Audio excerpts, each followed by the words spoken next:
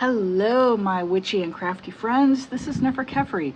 I'm here with a follow-up to my previous video about Tarot of the Witch's Garden, in which I noticed there's a house on a dozen of the cards. And I was wondering why it's always the same house. So now I'm going to show you all the cards that have the house on them in tarot deck order, so going from the majors to the wands to the cups, the swords, and the pentacles. And I'll be doing an intuitive reading of all those cards in order on which the house appears. So what I did, I don't read guidebooks just because I've been reading tarot cards since 1976. So the only guidebooks I ever read are for oracle decks, because every oracle, works along its own system. Tarot uses basically the same system, the same couple of systems. Anyways, beside the point. So I went through the guidebook, I read the introduction, I read the about the artist and about the authors, and then I also read the entire description for each card on which that house image appears. So here it is on the moon, nicely mirrored. And I can't find anything in the guidebook that says why it's always the same house. So I thought that was really interesting.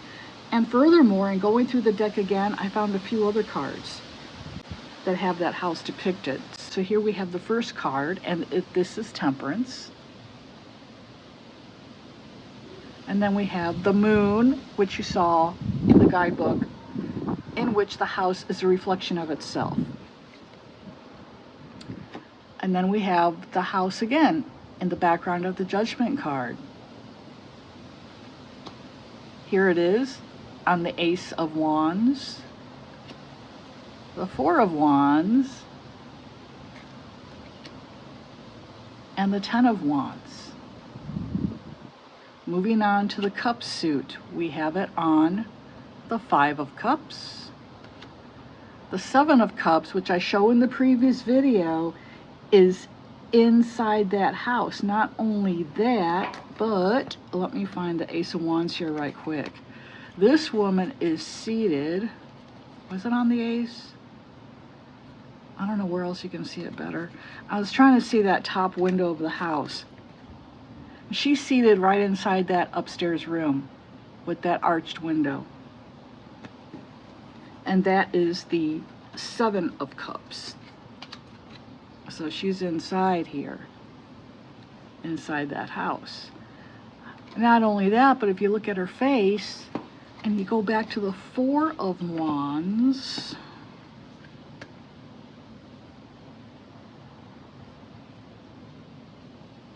I believe that to be the same person.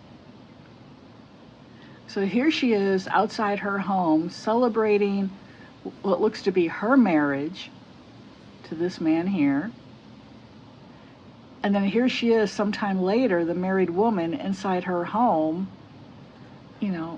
working with her herbs and her plants and everything. So I thought that was really interesting. So continuing on through the deck. So here she is on the Seven of Cups inside the house on the second story.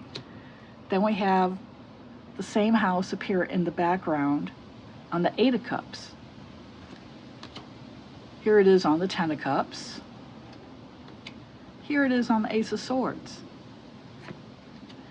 Once again, in the Seven of Swords, where we also have another structure that does not appear in any of the other card images that include that house.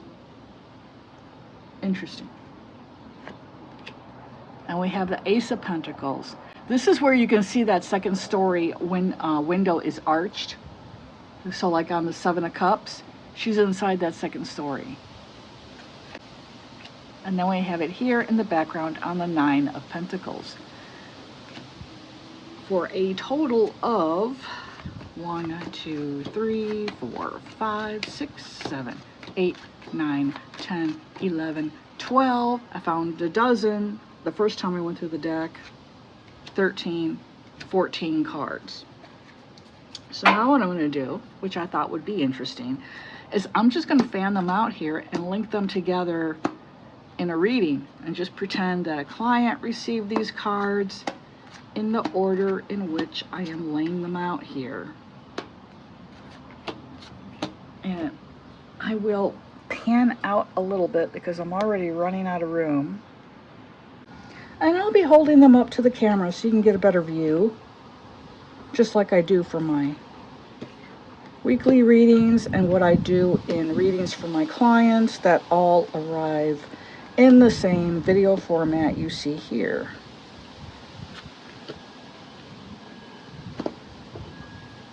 All right, so we have our 14 cards, all managing to be on camera simultaneously here. So here we go with the Temperance card. Oh my goodness, this little ant. Go, go. Oh, go on, go on, go on. There you go. Right here, we have a hummingbird feeder directly above my table here, so they are being attracted to the sugar. All right, so we have the Temperance card here. Temperance is a card that reminds us it's important to have balance and moderation in all things. Don't go to the extreme with anything. And here we have a young lady here who's pouring liquid from one cup to another, you know, the balance symbol, similar to what we see on the Justice card with the scales. So it's the same idea here. And she's got one foot on the land, one foot in the water. Again, the balance between, you know, the earth and water elements. And there's the house. So receiving this, I would say, it's a reminder from my clients' spirit guides of the importance of remaining balanced, all things in moderation. It could be a warning you're overdoing it in one area of your life or another. Then we get the Moon card. And the Moon's all about illusions and about secrets. And it's also a card of intuition, but more so about illusions and secrets, really. And here we have the house being mirrored. And here we have a woman in the water, two lobsters. They've all got their arms up in the air because they're soaking up that lunar energy. The wolves are howling. It's a very magical, mystical scene going on here. And it's a reminder that the ebb and flow of the moon affects us, and affects our emotions, it affects our outlook on life. If you pay attention, if you do mood tracking in a journal, for instance, match that up with the lunar cycles, and you'll see how your mood fluctuates with the lunar cycles. Wow, is it windy today? So again, it's saying you're ruled by lunar energy, very close to the moon, very in tune with the moon. And then we get the Judgment card, and Judgment's all about spiritual awakening and coming to a massive realization. So it's saying that in working closely with lunar energy, that helps our spirituality to grow and expand. It helps us to come to new and greater spiritual realizations in our lives. And the angel here is symbolic of heralding a message. You see her here blowing on her horn. This represents the Archangel Gabriel. And so it's just saying it could be an indication there's an important announcement coming. Important news is on the way. And what is the news? Here we have a gathering occurring outside the house here. We've got a bonfire going, and we have a couple here holding hands. This is a hand fasting ceremony. They've gotten married. And the four posts here represent the four corners of the foundation of the home. This is a couple establishing a new home together. So this house is going to be their house. And then we have the Ten of Wands. The Ten of Wands is a card of feeling burdened due to taking on more responsibilities of what you may be ready to deal with. And so here we have a completely different woman. We've got a redhead here, but the house is in the background. You can see the path right behind her leads up to the house. So is she coming from the house, or is she perhaps pausing somewhere on her way to the house? Could this represent excessive responsibilities coming to the home, or perhaps the home itself creates excessive responsibilities in a person's life, because you've got home care to deal with. You've got to, make sure your home remains in good condition, keeping it clean, all that stuff, paying your taxes, property taxes, all that fun stuff, the utility bills that comes with owning a home. And then we have the 5 of Cups. Now here we have the home looking kind of gray and murky. You can tell that people still live there because there's smoke coming out of the chimney back here. And there's a woman here looking not toward the home, but looking away. And now we see there's a river along the home. Again, this is changing the environment a little bit. That's how come I know the house is not on every card, because the environment remains the same. The environment changes around the home from card to card. So we've got a little river here. We've got a bridge in the background. This woman is standing on the opposite bank. She's got 3 cups that have spilled their contents of green, red, and yellow. Earth element, fire element, air element. These 2 cups are upright, so they still contain blessings and good things. And of course the water element is the river.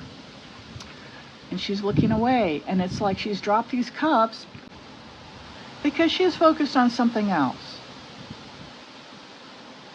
Focusing on the barren earth over here, this dead tree, and she's thinking, oh man, I've lost all this, and now I just have this to look forward to. She doesn't realize she still has these 2 full cups back here. In the tarot, when cups spill over, they represent a loss. When they're upright, they represent the blessings that life has to give us. What we still have to be grateful for. So she still has things in her life to be grateful for, but she's not paying attention. She's paying attention to the lack and what is missing from her life, or what she perceives as being missing, I should say. So then the next card is the Ace of Wands, and here we have that body of water and the bridge again.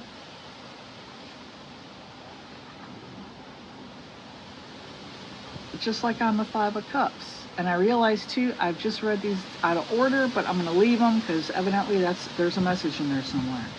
So we have the house again. We now have these mountains in the background. They don't really show up to be that prominent in other cards, even though you can tell it's a hilly region.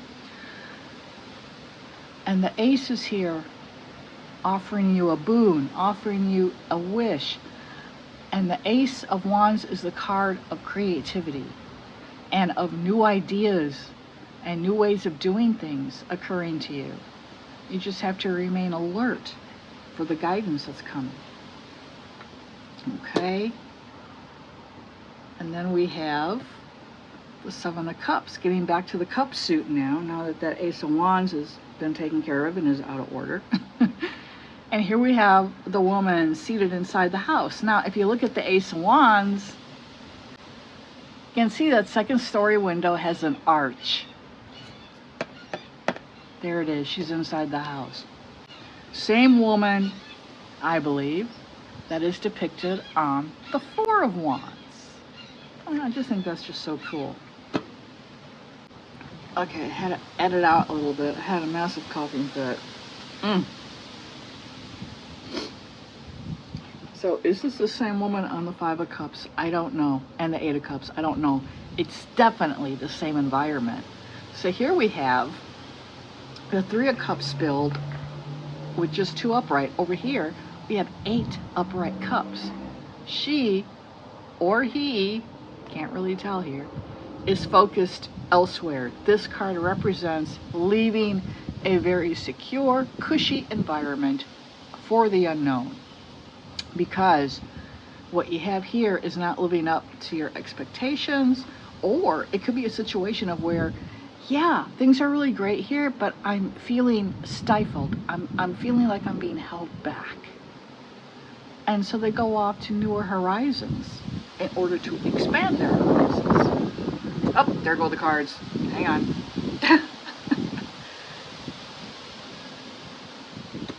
And then we have the 10 of Cups, and because they left the environment at the 8 of Cups, they now have this. They've got the happy family here. And the 10 of Cups are upright on the rainbow, blessings from above. The house is there in the background, children playing, dog and the cat are sleeping together. I mean, yeah, it's the card of peace and harmony, happiness, lasting happiness, and of a happy and secure, safe family. Really awesome outcome when it comes up as the outcome card in any reading. But then we have the Ace of Swords. The Ace of Swords is a card of overanalyzing things, overthinking things. The Suit of Swords is the suit of thoughts and of our mental health and of academic pursuits. We got the house here in the background, and we have bats flying around, and it can symbolize overthinking something so much to where you talk about it all the time and other people start to think you're kind of crazy, you're kind of obsessed. Having bats in the belfry, you know that phrase? That's what brings it to mind with this card. So it's overthinking things and being excessively worried and anxious. And then we have the Seven of Swords. And here we have a woman depicted on the Seven of Swords. Here's that same house. Here are some people around a bonfire here. And we've got these swords sitting here. She's got two wrapped up. She's got a basket of apples here. There's a bag here that's sealed, that's closed with a rope. There are crows watching her. Crows are notorious thieves, you know, they love to take shiny things. Well, she's making off with these swords. She's taking them, and these people don't realize two of their swords are going to be missing when they come back over here. Also, this structure here is not in any of the cards in relation to this house whatsoever. So I found that to be interesting. It's just giving her a place to hide. I mean, I myself, I would have put like a big tree there, you know, but you know, whatever, that's fine. And she's got this bound up sack here, which is probably other items that she's stolen. She's about to make off. And the Seven of Swords is just saying, you know, you're worried here about someone making off with something that they have no right to take. You're worried about something being taken from you. That's what this card combination represents. But your fears are unfounded, because here's the Ace of Pentacles, and the Ace of Pentacles is the card of prosperity and abundance, and good health, happy marriage, stable home life. It's a wonderful, wonderful card. So after these darker cards back here of the fears and the worries, and worried someone's going to steal something from you, in reality, your possessions are safe. They're behind a stone wall. Again, you don't see that stone wall on any of the other cards. Just point that out. But it's in keeping with older symbolism of the Rider-Waite-Smith deck, in which there is a stone wall in relation to the Ace of Pentacles. And again, it's just symbolizing protection of your goods, protection of your material wealth. So that's what it's saying. Your fears are unfounded. Everything is fine. And then we have, oh, that's weird. I think I just somehow spit on this card and now it's got a weird ding on it. Oh, doggone it.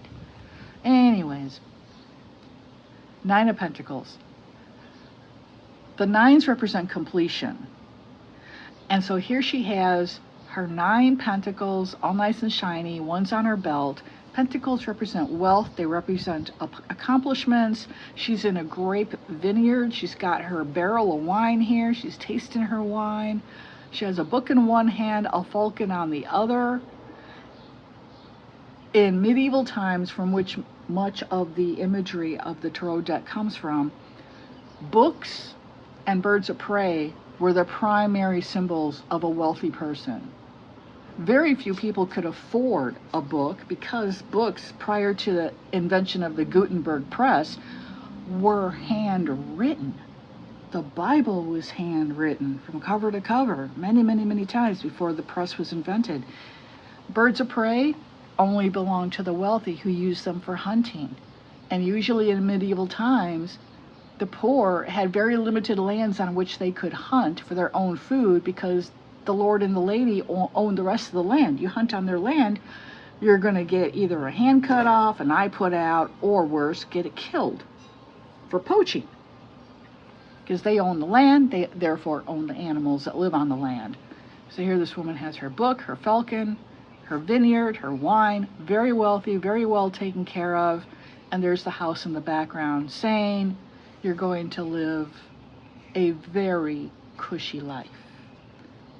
And that is the story I see in all the cards that have the house on them in tarot deck order, except for the Ace of Wands. It got misplaced, but in the end that made for an interesting reading, did it not? Let me know what you thought of this. Go through your own tarot decks, see if you see anything else. I am going to be starting working in a new deck, not new to me, but new to, I'm working on it for 2 weeks, doing my own readings. If I see any other interesting patterns come up in any future decks I work with, I'll be sure to make a video on those, so you can check those out as well. And I thank you all for watching. This is 𝗧𝗺𝗵𝗵𝗃𝗃, the Cozy Intuitive Creative. Thank you for stopping by. Please remember to give this video a like, subscribe to my channel if you're not subscribed already, and if you are, thank you so much for subscribing. I appreciate your support here. And as always, I'm wishing you a very blessed day ahead.